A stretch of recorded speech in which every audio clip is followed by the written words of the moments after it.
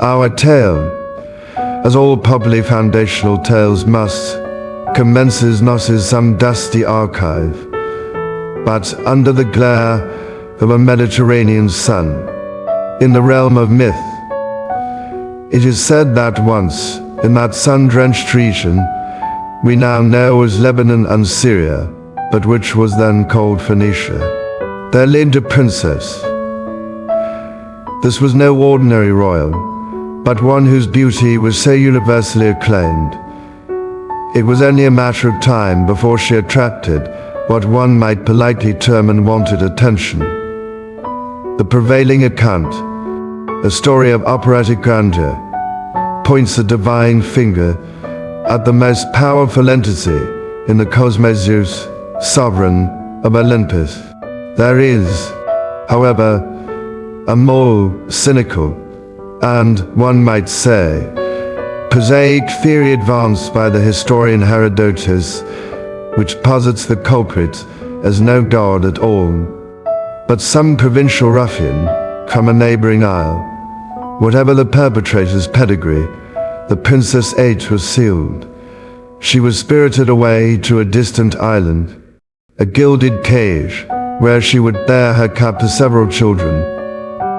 The gods of antiquity, it must be said, rarely opted for the subtle approach when pursuing their ambitions. One of these sons, a boy named Minos, grew to become the king of this island.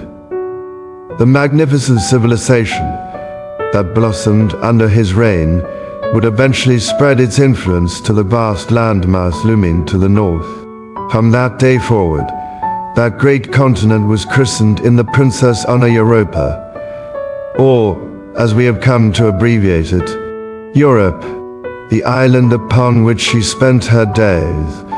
The very crucible of this new culture is now recognized as the wellspring of Greek, Roman, and indeed all subsequent Western civilization. You may feel the salt on the air, hear the whisper of olive leaves. This is Crete. This, of course, is the myth.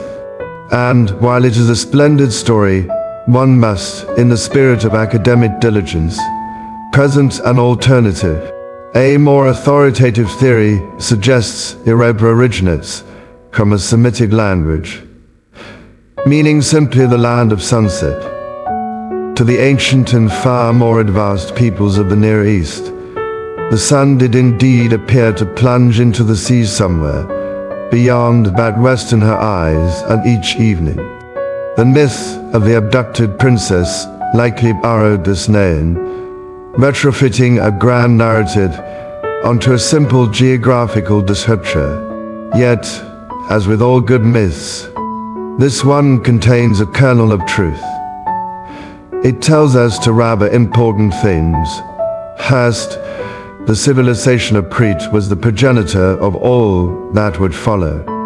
Second, and more tellingly, this foundational culture was not an indigenous creation. It was, to put it bluntly, purloined. Now, one might reasonably ask, how does one go about purloining an entire civilization? To answer this, we must consult a map and wind the clock back some 4,300 years. There, in the Salian waters cradled between three continents, lies Crete. It is basking, a sun-drenched, patient observer, perfectly poised to catch the gilded refuse and whispered secrets that washed from the shores of its titanic neighbors. To its east, Mesopotamia, where writing was old hat, and they were already sketching world maps onto clay for sport. To its south, Egypt, which had already experienced cycles of prosperity and decline so numerous they would make one's head spin. It requires no great strategic genius to see their paths of exploration, one west, one north. And there, sitting squarely at the intersection, was Crete, proprietor of a highly lucrative toll booth, on the nascent maritime superhighway. As the wealth and knowledge of Babylon and Egypt washed across the sea, Crete was there to catch the tide. But what of the vast European continent itself? Surely it was not empty. The honest answer is that it appears to have been devoid of any primary, self-generated civilization. While great societies were rising elsewhere, Europe's own inhabitants were engaged in other pursuits.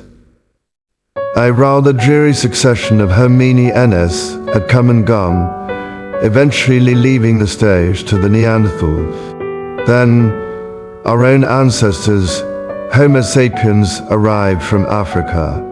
The prevailing wisdom once painted a brutish picture of conquest by cudgel modern genetics, however, suggests a more intimate method. Not conquest, but copulation. How to distinct species manage this remains a delightful puzzle for science to solve. In their wake came the Cro-Magnons. And here, we must pause and imagine. One can almost feel the damp chill of the European caves, the air thick with the scent of wood smoke and downpour. For these Cro-Magnons were artists. As the rest of the world got down to the serious business of agriculture, they were content to daub magnificent pictures on rocks. Providence, it seems, looked upon its wayward, artistically inclined children with the exasperated fondness of a parent whose offspring has announced an intention to subsist entirely on sculpting with driftwood. A relief effort was thus organized. Migrants from the Near East were dispatched, bringing with them a veritable care package of domesticated animals and crops. Once again, we see the pattern Europe's destiny being shaped by arrivals from the East, first a princess, now a plough. And so, while the mainland developed at a glacial pace, Crete, supercharged by its neighbors, was catapulted into the Bronze Age. By 1800 BCE, they had even developed a script, a hybrid of Egyptian and Phoenician forms known as Linear Rea. And here we encounter a great and profound silence, for it remains undeciphered. A whole civilization rendered mute. The frustration, to the historian's ear, is positively deafening. It is because of this silence that we must, once more, turn to myth, to the sequel of Europa's story. Her son, King Minos, in a fit of hubris, cheated the god Poseidon. The god's revenge was both bizarre and terrible. He caused Minos' wife, Queen Persephone, to fall in love with a white bull. The result was the monstrous Minotaur, the issue of a bovine paramour who was promptly imprisoned in a great labyrinth. This tale is of such sublime absurdity, one suspects the gods themselves must have concocted it over nectar after a particularly tedious day of cosmic administration. The story continues with the hero Theseus of Athens, who volunteered as tribute to slay the beast. He succeeded thanks to the help of Minos' daughter Ariadne. His return, however, was a masterclass in tragic incompetence. First, he callously abandoned Ariadne on an island, performing what a later, less poetic age might term the first recorded act of ghosting. Then, in his triumphant excitement, he forgot to change his ship's sail from black to white, the pre-arranged signal for his father. Seeing the black sail, the old king, assuming his son dead, threw himself from a cliff into the sea that now bears his name, the Aegean. He forgot. A dreadful outcome, entirely avoidable. This maritime misadventure also bequeathed to us the ship of Theseus' paradox. It is still the same ship, Is it still the same ship? This question of identity of what remains when all parts are replaced is not merely for philosophers. It is the very question archaeology asks of a ruin. What, in this pile of stones, is truly Knossos? For centuries, that is all it was, a myth, a good story, until 1900, an English archaeologist, Arthur Evans, began to dig on Crete. What he unearthed was stupendous, the ruins of a palace at Knossos. It was a place of such architectural bewilderment, such labyrinthine complexity, that it matched the myth with uncanny precision. This was not a labyrinth of cold stone, but of vibrant frescoes, its corridors once echoing not with a monster's roar, but with the manner of a forgotten tongue, and the soft slide of robed feet on polished floors. Art depicting a profound bovine fixation was everywhere. The myth, it turned out, had a foundation of truth. Archaeology also revealed the end. Around 1500 BCE, the nearby volcano of Thera erupted with unimaginable fury. The Minoan civilization, which had burned so brightly, was suddenly and irrevocably dimmed.